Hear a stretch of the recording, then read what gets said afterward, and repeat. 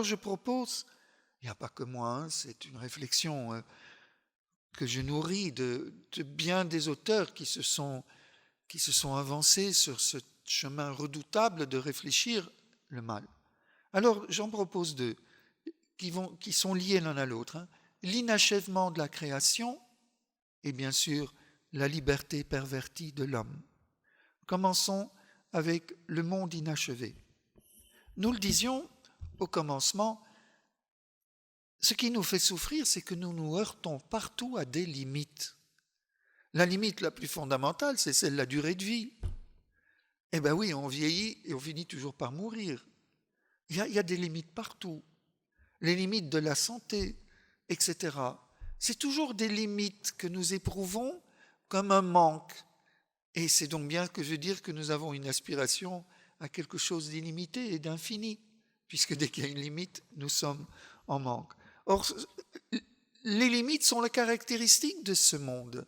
C'est un monde inachevé, c'est un monde matériel, créé, il est forcément inachevé. Nous ne sommes pas dans le monde définitif. Et là, nous avons un petit retour à la Genèse à faire. Dieu dit, faisons l'homme à notre image, selon notre ressemblance. Ce qui veut dire qu'il y a en nous une dimension spirituelle essentielle, fondamentale. Dieu est amour, ce qui veut dire que nous sommes capables, capax Dei, comme dit saint Augustin, capables de Dieu, capables d'aimer comme Dieu, c'est-à-dire que Dieu nous crée en état de grâce, nous dirions aujourd'hui. Nous sommes créés avec l'Esprit Saint, comme des vases élections que Dieu a remplis de son esprit. Il voulait cette synergie entre la nature et la grâce. Tel est le projet de Dieu dans les 2 premiers chapitres de la Genèse. Qu'il soit le maître des poissons de la mer, il reçoit cette capacité d'aimer, c'est une âme spirituelle, et qui aime dans la force de Dieu, et qui est revêtu, si j'ose parler ainsi, c'est un peu trop dualiste, d'une humanité charnelle. Nous sommes des esprits incarnés. Nous récapitulons en nous tout le monde animal.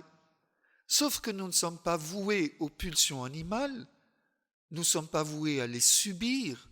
Les animaux les subissent, mais ils ont un instinct qui les régule. Nous avons autre chose pour réguler. Nous avons la force de l'Esprit Saint. Et le dessein de Dieu, voilà, qu'il soit le maître du poisson de la mer, etc. Cela veut dire de tous les dynamismes vitaux qu'il y a dans la création. Et Dieu leur dit, soyez féconds, multipliez-vous, remplissez la terre, soumettez-la, soyez les maîtres, etc. Donc l'homme, et puis dans le deuxième récit, vous savez que l'homme était chargé de garder et cultiver le jardin. Dieu remet sa création à l'homme pour qu'il l'achève, le garder, le cultiver. Dieu ne nous met pas dans un travail tout achevé, non. Nous sommes les collaborateurs de Dieu. Mais des collaborateurs, ça veut dire collaborateurs avec l'Esprit Saint, qui travaillons en synergie avec Sun Energeia. Tout est de Dieu, l'énergie divine de la grâce, et tout est à nous. Ça, c'est le plan de Dieu. Que nous puissions, il nous donne la création pour que nous nous conduisions à son achèvement. Et cet achèvement, c'est un achèvement en même temps naturel et surnaturel. Il est naturel parce que c'est nous qui y travaillons, mais il est surnaturel parce que l'Esprit Saint travaille en nous. Le couronnement de la création, Dieu seul peut le donner dans la grâce. Mais il veut le donner par l'intermédiaire des esprits incarnés que nous sommes. Voilà le projet que Dieu propose. Et vous savez, c'est un projet quand même assez grandiose de ramener ce qui a le plus éloigné de Dieu, de l'esprit, la matière, le ramener en Dieu, il le confie à ces tout petits esprits que nous sommes. Ce n'est pas aux grands anges. Ben non, ils ne sont pas liés à la matière, ils ne peuvent pas ramener la matière en Dieu. C'est à nous qui sommes mêlés à cette matière. Qu'est-ce que ça veut dire ramener en Dieu ? Ça veut dire laisser l'Esprit Saint agir dans cette matière jusqu'à ce qu'elle devienne participante de la nature divine. Maintenant, la plupart d'entre vous savent, je viens de citer, 2e lettre de Saint Pierre, chapitre 1, verset 4.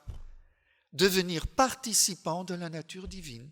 Voilà le projet de Dieu sur l'homme. Et ce projet que Jésus nous rappelle au Tabor, avant de rentrer dans sa passion, il nous montre ce qu'il va faire, purifier l'humanité pour qu'elle puisse recevoir l'Esprit Saint et qu'elle puisse glorifier Dieu en glorifiant la matière. Alors, si on a bien cette image-là en vue, nous voyons que ce monde est inachevé, mais c'est par respect de l'homme. Notre Dieu n'est pas un Dieu paternaliste. Non, non, c'est un Dieu Père qui fait confiance à la nature, à l'homme qu'il crée, qui fait confiance à sa liberté, qui lui confie la création et qui lui dit, si tu veux, ensemble, on peut achever ce qui est commencé dans cette création. Donc l'inachèvement de la créature est une bonne chose. Regardez, si vous voulez voir comment cela aurait dû pour nous aussi s'achever, regardez la Vierge Marie. Elle est, pendant son séjour sur terre, elle a été transformée par l'Esprit Saint et son corps n'a pas connu la corruption. Elle est montée avec son corps au ciel. Qu'est-ce que ça veut dire? Son corps a été glorifié. Parce qu'elle n'a pas connu le péché, donc il n'y a aucune résistance à l'esprit. Son corps est devenu participant de la nature divine, a été transformé ontologiquement, si bien que la mort n'a pas de prise. Dieu n'a pas créé des hommes pour qu'ils tombent dans la mort. Il nous a créés, je répète, esprit incarné dans une chair pour qui la mort est naturelle, mais comme nous devions être les collaborateurs de l'esprit, la mort n'aurait pas pu nous atteindre parce que nous aurions été transformés par la grâce avant même que la mort ne nous détruise. J'espère que c'est plus ou moins clair, cette image extraordinaire du projet de Dieu sur nous. Et si on n'a pas ça en tête, on ne comprend pas la suite, évidemment. Alors, cet inachèvement est donc un bien. C'est un don de Dieu, aussi longtemps que nous travaillons avec Dieu. Mais le jour où j'éteins la lumière, je suis dans le noir. Le jour où je me laisse séduire par la beauté de la création, je ne vais pas reprendre le péché originel, mais le péché originel, essentiellement, c'est aversio ad Deo, c'est saint Thomas, conversio a creaturam. Je me détourne de Dieu, fasciné par la créature, et dans l'oubli de Dieu, je veux être seul maître à bord. Oui, mais comment voulez-vous? Moi, je suis incapable de mener la créature à son achèvement. J'ai insisté que seule la grâce pouvait réaliser cela. Et si la grâce n'est pas là pour me rendre participant de la vie divine immortelle, si je suis simple nature, qu'est-ce qui se passe? Je meurs. Je meurs, mais je garde au fond de moi un sentiment d'injustice parce que je pressens que j'étais fait pour la vie éternelle. Mais je suis passé à côté. C'est le péché qui marque cette rupture où nous sortons du projet de Dieu. Nous ne sommes plus que simple nature, mortelle. Et là, le mal, il vient avec toute sa cascade de conséquences. Et c'est là où le mystère de l'incarnation est grandiose, où Dieu, ne supportant pas que sa petite créature, ainsi qu'il avait choisi pour lui ramener la création matérielle, il va la rejoindre. Il va la rejoindre jusque dans cette mort devenue inéluctable parce que nous sommes séparés de lui, pour triompher de la mort. Et à la Pentecôte, nous redonner cet Esprit Saint qui fait de nous les collaborateurs de Dieu, pour nous redonner notre place d'être avec lui, construire ce monde nouveau. Le monde dans lequel nous sommes n'est pas le monde définitif. C'est le monde que nous sommes maintenant appelés à construire avec Dieu. Quand Jésus dit « Mais le royaume des cieux est au milieu de vous », il insiste sur le mystère de sa résurrection et il nous demande de prendre les mêmes armes que lui pour combattre le mal et la mort avec les mêmes armes, on va y revenir, pour que triomphe le monde nouveau, le monde de la résurrection, le monde anticipé du Tabor. Alors, c'est cette œuvre de la grâce qui ne peut s'accomplir que si nous sommes en état de grâce. La nature seule ne peut pas, c'était pas le projet de Dieu. On dit en théologie que la pure nature est un pur concept rationnel, mais pour Dieu, il n'y a pas de pure nature. C'était une nature en vue de divinisation, une nature qui est solidaire avec la grâce, ou plutôt que la grâce assume pour lui donner cet accomplissement participant de la nature divine. Au fond, nous sommes une religion de l'Assomption, où nous sommes chargés, avec la grâce, de tout faire monter vers Dieu. Qu'est-ce que ça veut dire d'autre que nous sommes prêtres, prophètes et rois, comme nous le disons au moment où on baptise un enfant? On le oint prêtre, prophète et roi. Il est roi de la création parce qu'elle lui est confiée, il en est le prophète parce qu'avec son intelligence, il peut en scruter l'intelligibilité, mais il est surtout prêtre parce qu'il peut l'offrir à Dieu. Avec l'aide de la grâce, il peut retourner, il peut accomplir la mission qui est la sienne. Simplement, ce chantier, car la création est un chantier, est devenu dangereux lorsqu'on y est sans la grâce divine.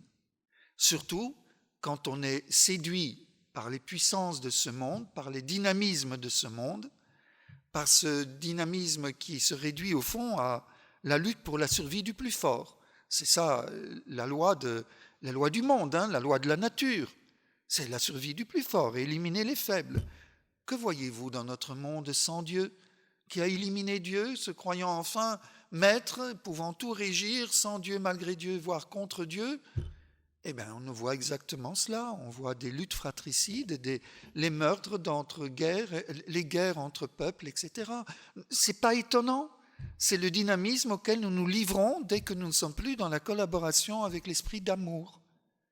D'un côté, le chemin d'amour, de transfiguration de la création dans l'esprit, un autre d'un enlisement dans les lois de la nature animale. Et encore une fois, je cite Spencer, « Struggle for life and survival of the fittest », combat pour la vie et survie du plus fort.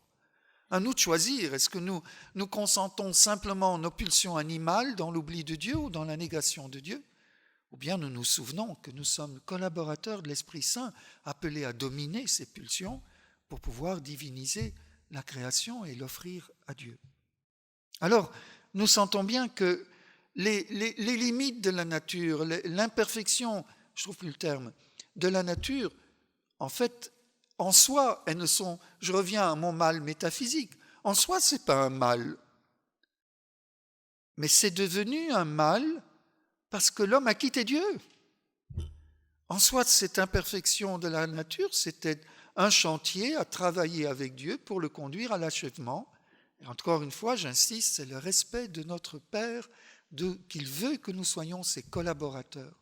Mais donc, le hiatus, il est là. Le vrai visage du mal, c'est la liberté pervertie de l'homme. C'est là le problème. Du fait que nous avons cru pouvoir nous passer de Dieu, nous sommes uniquement dans cette nature, incapables de la gérer, dominés par toutes les pulsions qui nous habitent comme dans cette nature, nous devenons esclaves de ces passions et nous sommes la cause de notre propre souffrance. Alors, Jésus le dit, prenons Luc 13. À ce moment-là, des gens qui se trouvaient là rapportèrent à Jésus l'affaire des Galiléens que Pilate avait fait massacrer, mêlant leur sang à celui des sacrifices qu'ils offraient. À Pâques, comme il y avait trop de sacrifices, les prêtres ne pouvaient plus assumer, et la loi permettait que pour la fête de Pâques, des laïcs aussi puissent offrir des sacrifices. Et là, Pilate, appréhendant ces grandes foules qui étaient à Jérusalem, pour être sûr qu'il n'y ait pas de rébellion, il en avait fait massacrer quelques-uns. Jésus leur répond, « Mais pensez-vous que ces Galiléens étaient des plus grands pécheurs que tous les autres Galiléens pour avoir subi un tel sort ? Eh bien, je vous dis, pas du tout. » C'est intéressant. Ce n'est donc pas le mal subi, ne découle pas d'un mal commis. Ce n'est pas parce que j'ai fait le mal que je souffre, du moins pas directement. Mais si vous ne vous convertissez pas, vous périrez tous de même. Et ces 18 personnes, Jésus reprend le même thème. Donc il y a quand même un rapport. C'est que si nous ne nous convertissons pas, c'est que si nous continuons à faire le mal, nous ajoutons du mal à celui qui écrase, étouffe déjà la création. Et nous allons en rajouter, nous allons en pâtir nous-mêmes. Le mal subi ne découle pas immédiatement d'un mal que personnellement j'aurais commis, mais découle de ce mal que nous commettons tous. Et quel est le mal ici, maintenant, après ce que j'ai proposé ? Mais le mal, c'est l'absence du bien. Mais de quel bien ? Mais d'agir dans l'Esprit Saint. C'est l'absence de cette synergie. Nous n'agissons plus dans l'Esprit Saint, nous n'agissons que dans nos forces humaines, et hélas, trop souvent, pour imposer notre vouloir, notre gloire et notre avoir. C'est les concupiscences de Saint Jean. Donc nous ne sommes pas du bon côté. Et nous causons du mal, c'est-à-dire il y a une absence du bien qui devrait être selon le plan de Dieu, à savoir que nous travaillons dans l'amour de l'Esprit Saint. Voilà, là nous arrivons au chemin pour combattre le mal, mais c'est le chemin de Jésus. C'est celui d'un amour débordant toujours plus grand, quelle que soit l'opposition qui y soit. Nous ne pouvons arrêter ce mal qu'en revenant dans le projet de Dieu. Et le projet de Dieu, c'est des collaborateurs de l'Esprit Saint. Donc c'est d'accueillir l'Esprit et vivre la vie de l'Esprit. C'est ça que Dieu attend de nous pour être avec lui, combattre le mal. Le mal étant toujours justement cette absence de la grâce divine qui nous conduit à poser des actes qui ne sont pas conformes à ce que Dieu attend de nous et qui engendrent toutes les souffrances et le mal à la suite, y compris les défigurations au niveau de la création.